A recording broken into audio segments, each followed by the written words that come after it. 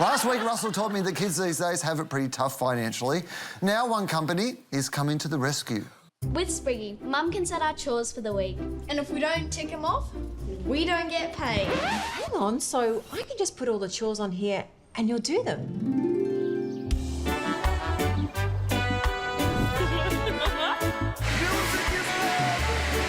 Mum, it's just an ad. Don't get all carried away.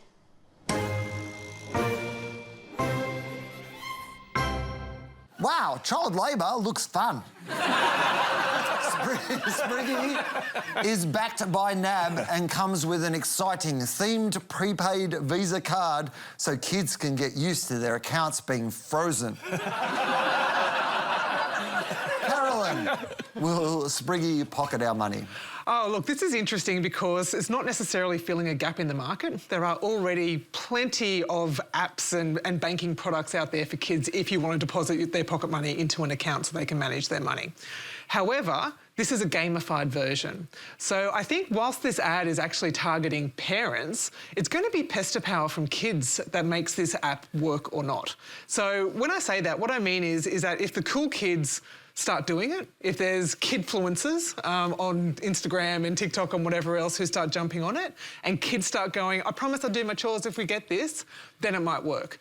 But I don't believe that parents will necessarily go, yeah, I'm happy to pay $30 at minimum per year for my kid to learn about money by gaming, which technically speaking, you do that in a game anyway. You have to earn resources and do other stuff with it. And certainly the investment arm of this, which I find very curious, there is an investing style with this. Again, the gamification of that isn't necessarily teaching kids finance, which ostensibly is what this is, the purpose of this is.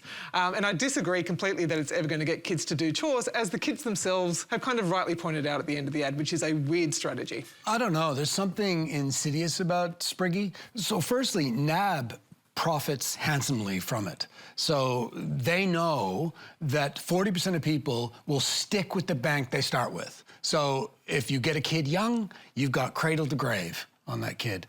The other thing we know is that for each referral that Spriggy makes to NAB, they get $100, but it's differentiated, right? So if you're over 18 and you're referred to NAB through Spriggy, Spriggy gets $100 from NAB. $100. If you're under 18, Spriggy gets $160 from NAB.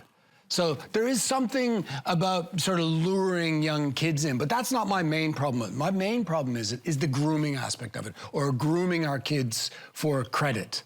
Because we're in a cashless society now, kids are learning to manage money, and this perhaps is teaching them to use more credit. And it was said that getting a bank to educate kids about finance is the equivalent of getting Ronald McDonald to teach them about nutrition. It's dangerous. And my other concern is data, is the privacy issues. Like, I got my child. She begged me to give her Spriggy. I went through the process, and then once I had a good look at it, I immediately pulled her off it, because they own all the data, everything. And they shouldn't have our kids' data. I think this is a tech version of a rewards chart. I've got young children, so this is what my life consists of now. And kids have never been busier. They've got homework, sport, tutoring, they're probably at after-school care because both parents are working. And so there's a real encouragement as a parent, as I get educated, I'm being told that I have to give my kids more free time.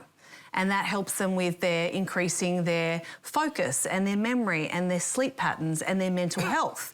So, you know, some of this is a bit jarring for me based on what I'm told about bringing up well-rounded children. And I agree that financial literacy is somewhere in there.